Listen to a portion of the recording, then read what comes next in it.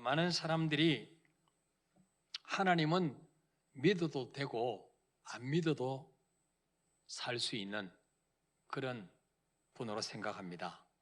뿐만 아니라 하나님의 말씀은 순종해도 되고 내 생각에 안 맞으면 거역해도 된다, 그렇게 생각합니다. 물고기가 물을 떠나서는 절대로 살 수 없듯이 나무나 식물은 뿌리가 땅에서 뽑혀지면 아무리 비싼 나무라도 그때부터 말라 들어가다가 결국은 죽는 것처럼 모든 인간들은 하나님을 떠나서는 절대로 살 수가 없습니다. 왜 그렇습니까? 인간만이 하나님이 만드실 때 동물과 다르게 만드셨어요. 하나님의 형상으로 만드셨고 코에 하나님의 영, 생기를 불어넣어 주셔서 영혼이 있는 존재로 만드셨기 때문에 영혼이 있는 사람은 영이신 하나님을 만나지 않고는 절대로 행복할 수가 없어요.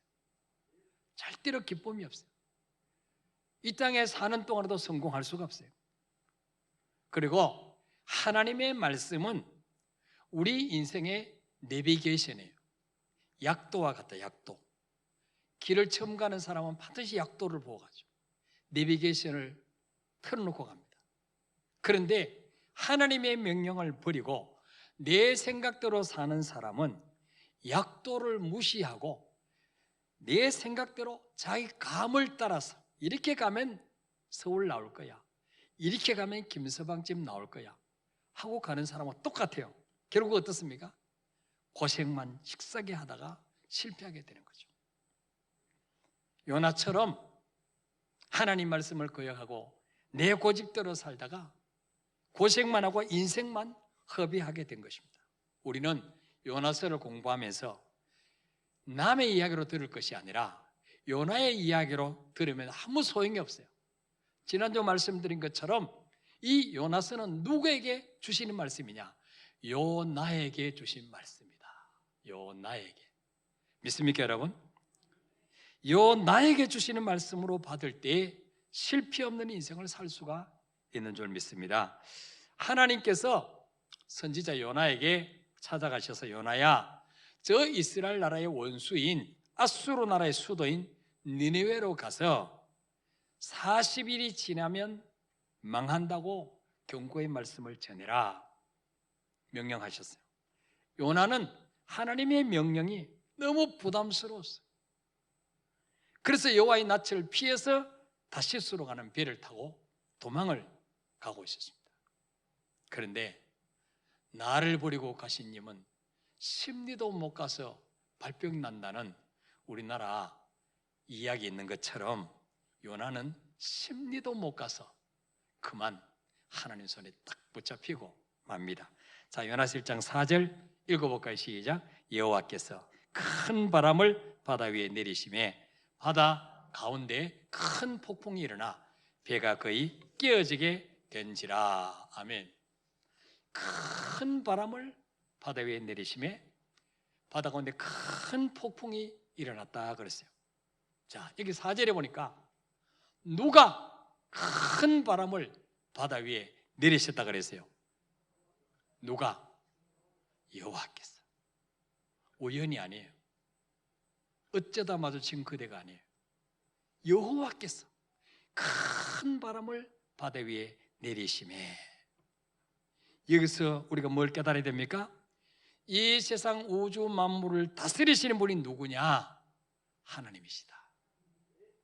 비를 내리시고 햇빛 주시고 바람 불게 하시고 태풍 오게 하시고 눈 오게 하시고 모든 우주 만물을 다스리시는 분이 누구냐? 하나님이다 하는 것을 분명하게 보여주고 있어요. 또한 하나님은 이 사건을 통해서 사람이 여호와의 낯을 피해서 달아나는 일은 절대로 불가능하다는 것을 확실하게 보여주고 있습니다. 여러분, 어디에 숨으면 하나님 못 찾을까요? 어디로 도망가면 하나님 못 찾을까요? 저 아프리카로 가면 하나님 못 찾을까요? 다 하나님 보고 계십니다. 아이들 숨바꼭질 할 때 머리만 땅에 쳐박고 엉덩이를 바짝 쳐들고 숨어 있는 것처럼 인간이 그렇게 어리석은 거예요. 그리고 하나님은 하나님을 버리고 불순종하고 도망가는 인간들을 돌이키기 위해서 바다도 사용하시고 바람도 사용하시고 우박도 사용하시고 천둥 번개도 사용하시고, 바로왕이 하나님 앞에 항복하지 않을 때는 메뚜기 떼를 보내셔서 그 농작물을 다 먹어치우게도 하셨습니다. 하나님은 하나님의 자녀들을 돌이키기 위해서 때로는 사고도 사용하시고 질병도 사용하시고 부도도 사용하시고 실패도 사용하시는 거죠. 친했던 친구도 사용하시고, 하나님이 내리시는 폭풍을 처음에는 큰 바람으로 묘사했어요. 우주 만물을 다스리시는 하나님은 눈짓 한 번만으로도 거대한 폭풍을 일으킬 수가 있습니다. 또한 복음서에서 볼 수 있듯이 우리가 믿는 하나님은 그 폭풍을 순식간에 잔잔케 하실 수도 있습니다. 인생의 풍랑도 마찬가지. 한순간에 잔잔케 할 수도 있고 우리 인생 속에 큰 풍랑을 허락하실 수도 있습니다. 어제까지 평온하던 가정에 하루아침에 큰 풍랑이 일어날 수도 있습니다. 큰 바람이 바다 위에 내렸고 마침내 그것은 큰 폭풍으로 바뀌었습니다. 이것은 평범한 돌풍이 아니었어요. 그 폭풍이 어느 정도 강했느냐? 4절 끝에 보니까 큰 폭풍이 일어나 배가 거의 깨지게 된지라. 배가 거의 깨질 지경까지 왔다는 거죠.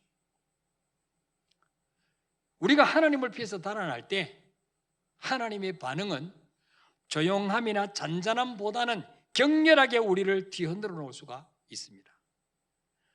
하나님은 우리를 만드신 분이기 때문에 너무 우리를 잘 아십니다. 부모가 자녀를 너무 잘 알듯이 얘가 고집 피울 때는 뭘 주면 돌이키는지 너무 잘 알죠. 우리 손주들은 초코 케이크를 준다 그러면 돌아옵니다. 초콜릿을 좋아해요. 우리는 어지간한 문제로는 꿈쩍도 하지 않는다는 사실을 주님은 너무나 잘 아십니다. 하나님은 우리를 비참하게 만드는 방법을 아십니다. 교만하던 사람이 두 손 들고 하나님께 항복하게 만드는 법을 주님은 너무나 잘 아십니다. 우리를 만드신 분이기 때문에. 그렇게 되면 본인뿐만 아니라 우리 주위에 있는 사람들, 가족, 직장 동료, 내 사업장에 있는 직원들 다 비참한 지경에 처하게 되는 것입니다. 자, 요나 한 사람 때문에 요나가 탔던 배 선원들, 선장 다 죽을 고생한 거예요. 자, 5절 읽어볼까요? 시작. 사공들이 두려워하여 각각 자기의 신을 부르고 또 배를 가볍게 하려고 그 가운데 물건들을 바다에 던지니라. 그러나 요나는 배의 밑층에 내려가서 누워 깊이 잠이 든지라. 아멘. 자, 이 풍랑 때문에 사공들은 두려워해서 각각 자기의 신을 부릅니다. 부처님 살려주세요. 남요란개교 살려주세요. 뭐 신천지 이만희 씨 살려주세요. 각각 그냥 마리아, 마리아요, 마리아요. 다 살려달라고 부릅니다. 그리고 어떻습니까? 너무 위태로우니까 배에 싣고 가던 화물들 다 바다에 던집니다. 이거 화물선이었던 것 같아요. 이 배는 이스라엘 나라에서 가장 먼 나라인 스페인까지 가는 배입니다. 원양선이에요, 원양선. 여러분 부산 앞바다에서만 다니는 배는 조그만 배입니다. 통통배예요. 그러나 유럽으로 다니는 배는 큽니다. 그렇죠? 거기에 타는 선장도 뭐예요? 베테랑급이에요. 선원들도 베테랑급이에요.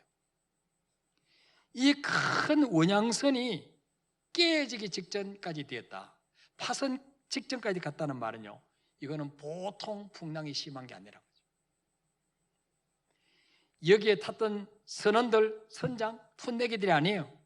바다의 폭풍을 너무나 잘 아는 대담하고 경험 많은 뱃사람들이에요. 그런데 그런 사람들이 자기 신들을 부르고 배에 실은 화물들을 바다에 던진 것을 보면은 사태가 어느 만큼 심각한가를 알 수가 있어요. 이 화물은 스페인까지 가서 다시스까지 무사히 가야지 운임을 받는데 지금 그게 중요한 게 아니에요. 죽게 생겼으니까 그 화물을 다 버리는 거죠. 누구 때문에? 요나 때문에. 한편 그들의 승객 요나는 어떻게 되었을까요? 자, 1장 5절 하반절에 보니까 밑에서 세 번째 줄 끝에 그러나 요나는 배의 밑층에 내려가서 누워 깊이 잠든지라 그랬어요. 누구 때문에 풍랑이 왔는데 정작 당사자 요나는 배 맨 밑층으로 지하로 내려가서 모자를 눌러 쓰고 마스크를 쓰고 그냥 모르는 척하고 이에서 잠을 청하고 있어요. 미리 아마 수면제를 먹은지 몰라요. 와인을 몇 잔 먹은지 몰라요. 이것은 요나의 영적인 상태가 얼마나 밑바닥까지 추락해 있는지를 알 수가 있어요. 자, 3절에 보면 요나가 여호와의 얼굴을 피하려고 다시스로 도망하려 하여 욥바로 내려갔더니 또 5절에 보니까 배에 올랐는데 어디로 내려갔습니까? 배 밑층에 내려가서 배 밑층으로 내려갔어요. 배 밑층으로 내려가서 거기 앉아 있는 것이 아니라 누워서 쉬는 정도가 아니라 깊이 잠이 든지라 그랬어요. 이것은 요나의 영적 상태가 얼마나 밑바닥까지 추락해 있는가를 우리에게 보여주고 있는 대목입니다. 요나는 엄청난 불행이 닥칠 것 같은 이상한 예감에 사로잡혀서 잠속으로 깊이 빠져들었습니다. 우리가 하나님을 피해서 달아나면 언제나 우리 인생은 내리막길로 치닫게 되는 것입니다. 그리고 우리가 상상했던 즐거운 삶이 기다리고 있는 것이 아니라 자유를 만끽하는 삶이 기다리고 있는 것이 아니라 하루하루를 불안과 초조와 두려움 속에 살 수밖에 없는 것입니다. 왜 그럴까요? 바다에서 파도가 쳐서 물 밖으로 밀려난 고기는 숨을 쉴 수가 없죠. 답답해서 견딜 수가 없죠. 그래서 살아보려고 바짝바짝 뜁니다. 그러다가 바닷속으로 들어가지 못하면 거기서 죽고 말아요. 뿌리가 뽑힌 나무, 여러분 예쁜 국화가 있죠. 한 송이 꺾어서 땅바닥에 놔둬보세요. 금방 시들어 죽습니다. 왜 그렇습니까? 뿌리가 땅에서 뽑혀졌기 때문에. 줄기가 뿌리와 연결되지 않았기 때문에 그렇죠. 하나님 피해서 달아나면 본인뿐만 아니라 가족과 주변 사람들까지도 피해를 보는 것입니다. 사도행전 27장에는 하나님의 사람이 탄 배가 거센 폭풍을 만나서 살 소망까지 끊어진 사건이 나옵니다. 아마 요나가 탄 배가 만난 풍랑보다도 훨씬 더 큰 풍랑을 만난 것 같아요. 왜냐하면 14일 동안 해도 보이지 않고 별도 보이지 않았어요. 깜깜하고 비바람만 몰아쳤어요. 풍랑이 그치지 않습니다. 그래서 이탈리아 로마까지 가던 배인데 그 화물 전부 다 바다에 던졌어요. 그리고 나중에는 배를 조종할 수 있는 기구까지 다 바다에 버렸습니다. 그리고 배를 제어할 수가 없어서 바람 부는 대로 끌려갈 수밖에 없었어요. 배에 탄 사람 모두가 얼마나 낙심됐겠습니까? 276명이 타고 있는데 모두가 다 토해내고 음식은 먹을 수가 없어요. 죽음의 공포 가운데 빠졌습니다. 모두가 절망하고 있을 때 하나님의 사람 바울이 그 절망하는 사람들을 격려합니다. 여러분이요, 내가 믿는 하나님이 어젯밤에 내게 나타나셔서 말씀하셨습니다. 바울아, 두려워하지 말라. 이 배는 무사히 한 섬까지 갈 것이다. 배는 깨어지지만 생명은 한 명도 죽지 않을 거야. 하나님에게 약속하셨습니다. 나는 그 하나님을 믿습니다. 여러분들 두려워하지 마세요. 절대로 안 죽습니다. 음식 먹으세요. 힘내셔야 돼요. 이래서 뭡니까? 276명의 승객들에게 소망을 주고 살리는 데 도움을 주었어요. 여러분 보십시오. 똑같이 하나님의 종인데 사도 바울은 다른 사람을 살리는 데 사용되었고 요나는 자기 때문에 다른 사람들까지 죽게 만들었어요. 그 차이가 무엇일까요? 사도 바울은 로마 황제 가이사에게 예수 그리스도의 피 묻은 복음을 전하기 위해서 죄수의 몸으로 사명을 위해서 가는 중이고, 요나는 하나님의 명령을 거역하고 사명을 버리고 도망가는 도망자였습니다. 우리도 사명을 버리고 도망가면 나 때문에 가정이 풍랑을 만날 수 있고 내가 속해 있는 공동체가 풍랑을 만날 수 있어요. 자, 그러자 선장이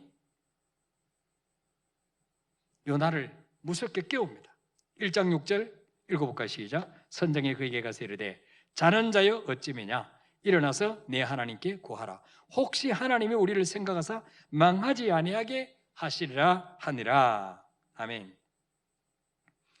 지금 배가 깨어지기 직전인데 배 밑층에서 태연히 잠을 자고 있는 요나의 모습을 보는 순간에 선장이 얼마나 화가 나고 기가 막혔을까요? 다른 사람들은 모두가 각자의 신을 부르면서 살려달라고 풍랑을 그치게 해달라고 기도하는데 도대체 너는 어떤 인간이냐? 도대체 너는 지금 뭐하고 있느냐? 응? 나쁜 말로 하면 자빠져 잠만 자고 있느냐? 그냥 자는 게 아니고 자빠져서 잠만 자고 있느냐? 아마 틀림없이 그랬을 거예요. 선장이. 소금이 맛을 잃어버리면 이렇게 세상 사람들에게 짓밟히는 것입니다. 그러면서 6절에 뭐라 그럽니까? 자는 자여 어찌함이냐? 일어나서 내 하나님께 구하라. 예, 여기에 선장이 말하는 하나님은 여호와 하나님이 아니라 네가 믿는 신에게 기도해라는 거죠. 예. 일어나서 네 하나님께 구하라. 히브리어 원문에 보면요, 쿰 케라 그래요. 쿰 케라. 우리나라 말 꿈깨라하고 비슷해요. 선장이 막 깨우면서 꿈깨라 이놈아, 꿈깨라. 지금 자고 있을 때가 아니야. 하나님께 기도해. 근데 2절에도 보니까요, 하나님께서 요나에게 너네 일어나서 저 큰 성읍 니네로 가서 그것을 하나 외치라. 그래서 외치라. 역시 콤케라. 그렇게 콤케라 외치라. 하나님이 요나에게 하셨던 말씀을 선장이 또 요나에게 말하는 거예요. 콤케라. 대상이 다르죠. 하나님은 요나에게 니네에 가서 외치라. 선장은 요나에게 하나님께 외치라. 살려달라고. 예. 성도가 세상 사람들에게 해야 될 말을 세상 사람이 지금 성도에게 하고 있어요. 하나님 말씀을 거역하고 도망가면 이방인을 통해서도 충고하시는 것입니다. 구약의 발람 선지자는 하나님 말씀을 거역하고 물질에 마음이 뺏겼을 때 자기가 타고 다니는 나귀가 입을 열어서 말을 했습니다. 여러분, 지금까지 나귀가 사람 말을 한 적은 이때밖에 없어요. 하나님 얼마나 답답하셨으면 나귀를 시켜서 책망하셨겠어요. 이 말은 뭐예요? 너는 짐승보다도 못한 인간이야. 너는 나귀보다도 못한 인간이야. 그 말이죠. 예수님 십자가에 죽으시기 전날 밤에 주님이 베드로에게 경고하셨죠? 너 오늘 저녁에 나를 부인할 거야. 주님이 베드로가 주님 그런 말씀 하지 마세요. 나를 도대체 어떻게 보고 그러십니까? 나를 너무 띄엄띄엄 보는 거 아닙니까? 나 그런 사람 아니야. 너 의리의 사나이 돌쇠예요. 아니야. 네가 오늘 밤 닭 3번 울기 전에 나를 부인하라 그랬어요. 근데 베드로가 큰 소리 뻥뻥 쳤는데 기도 안 하니까 대제사장 집 여종 앞에서 예수님 모른다고 3번 부인합니다. 그러자마자 새벽닭이 울기 시작해요. 그때 베드로가 주님 하신 말씀이 생각났어요. 밖에 나가서 심히 통곡하며 회개했다고 했어요. 하나님은요, 우리를 회개시키는 방법이 다양해요. 새벽 닭울음을 통해서도 회개시키는 거예요. 그 뒤부터 베드로는 치킨은 절대로 안 먹었다는 거 아닙니까?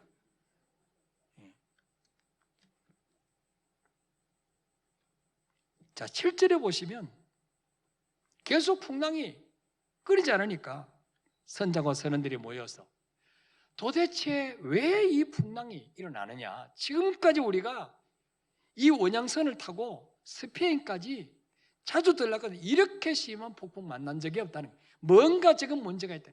이 배에 살인자가 탔거나 강도짓한 사람이 탔거나 분명히 뭔가 곡절이 있을 것이다. 바다에 이렇게 노하는 거 보면 뭔가 문제가 있을 거예요. 자, 그래서 제비를 뽑았는데 누가 뽑혔어요? 요나에게 뽑혔어요. 하필이면 요나가 딱 제비 뽑힌 거죠.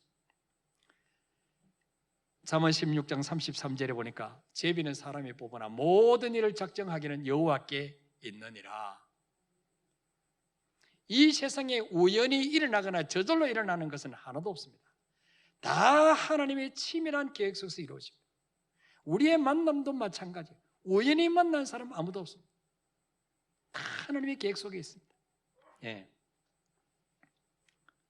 우연히 뽑히게 된 것이 아니라 이 풍랑이 요나가 하나님을 거역하고 도망간 것 때문에 일어난 것을 요나로 하여금 깨닫고 돌이키기를 원해서 하나님은 요나가 제비에 뽑히게 하신 것입니다. 물론 요나는 제비에 뽑히기 전에도 알았을 것입니다.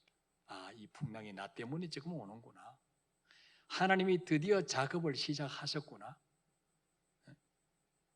양심인데 모르겠어요? 우리 삶 속 어떤 예고치 않은 사건이 딱 터질 때 머리를 탁 스치며 지나가는 생각들이 있죠.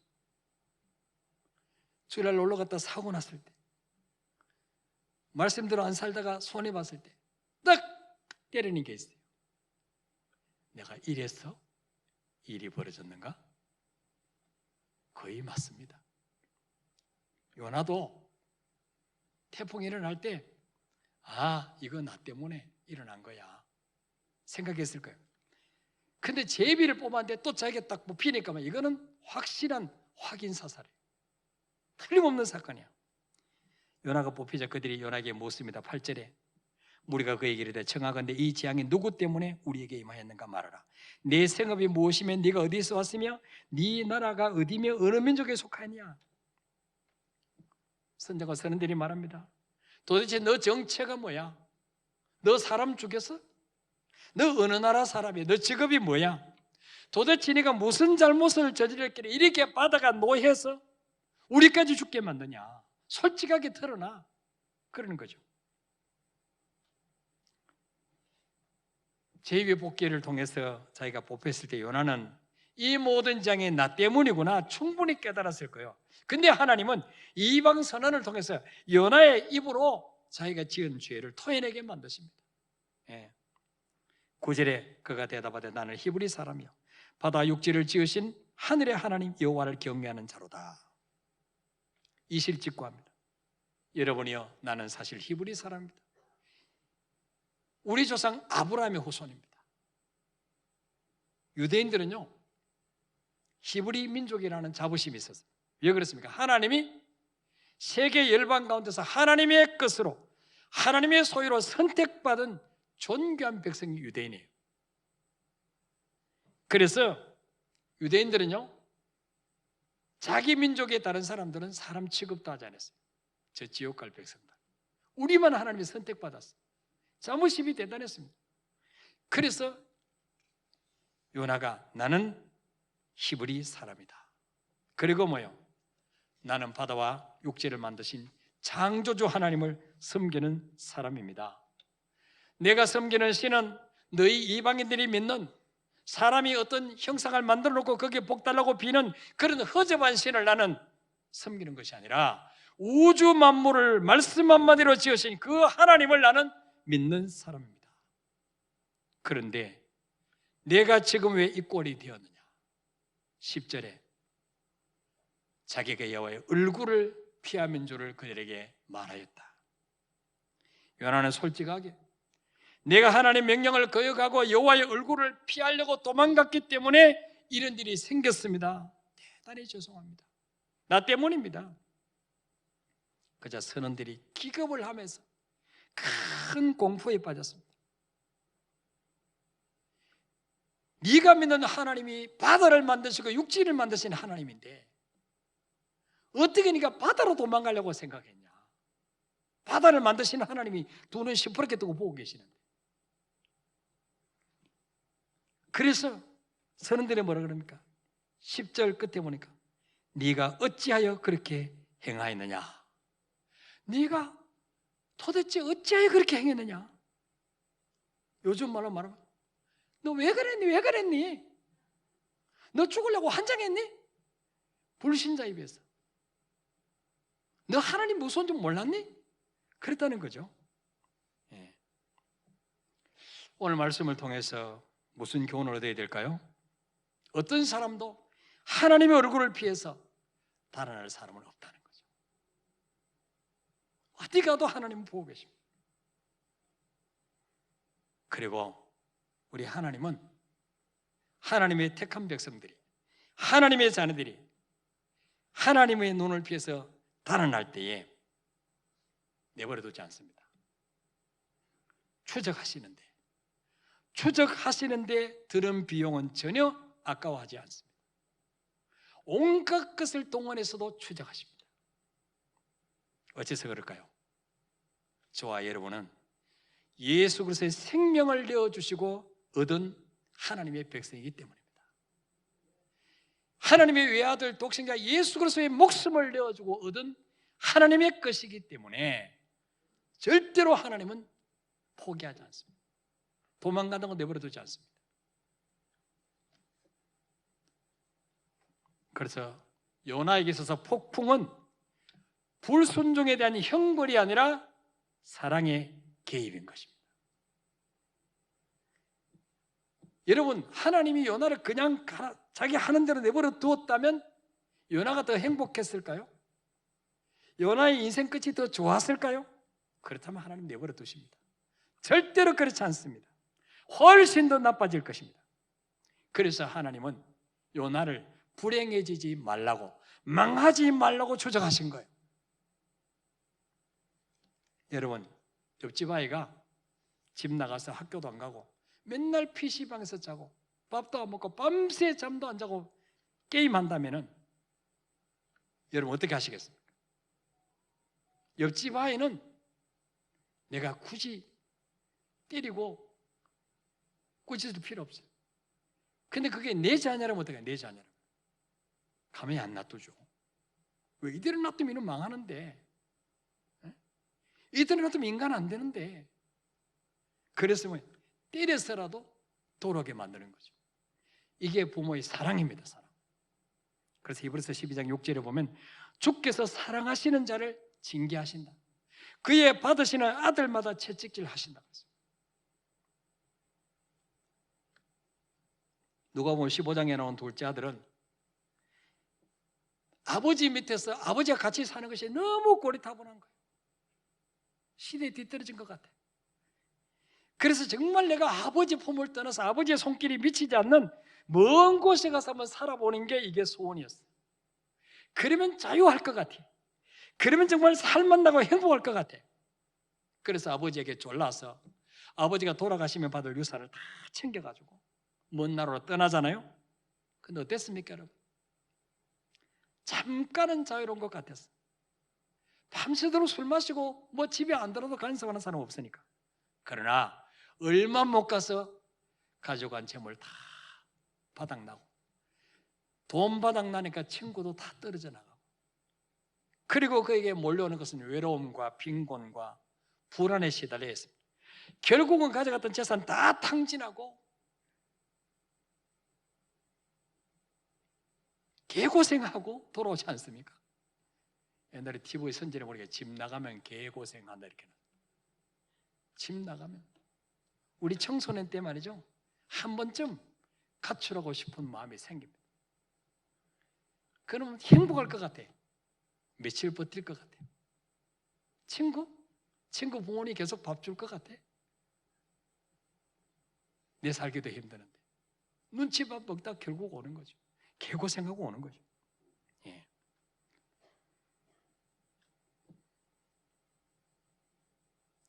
지금 영적인 깊은 잠에 빠져 있는 분 있습니까? 하나님 얼굴을 피해서 도망가고 싶은 분 있습니까? 요한복음 15장 5절에 보니까 나는 포도나무요 너희는 가지라. 그가 안에 내가 그 안에 사람이 열매를 많이 맺나니 나를 떠나서 너희가 아무것도 할 수 없습니다. 여러분, 우리 인간이 대단한 것처럼 보여도요, 똑똑한 것처럼 보여도요, 하나님 떠나서는요 1초도 살 수 없어요. 여러분, 가지가 원줄기에서 잘라져 나가면 그때부터 말라 들어가는 거죠. 가지는요 스스로는 절대로 열매 맺을 수 없는 존재예요. 우리 인간은요 스스로는 절대로 열매 맺을 수 없는 존재예요. 하나님이 생명 주시고 건강 주시고 하나님이 지켜주셔야 살 수 있는 존재예요. 그래서 예수 안에 거하는 것이 답답한 것처럼 보여도 주님께 꼭 붙어 있기만 하면 결국 내 인생의 끝에 가서 돌아볼 때 내 삶 속에 여러 가지 아름다운 열매가 주렁주렁 맺히게 될 줄 믿으시기를 바랍니다. 우리 찬양하고 기도하겠습니다.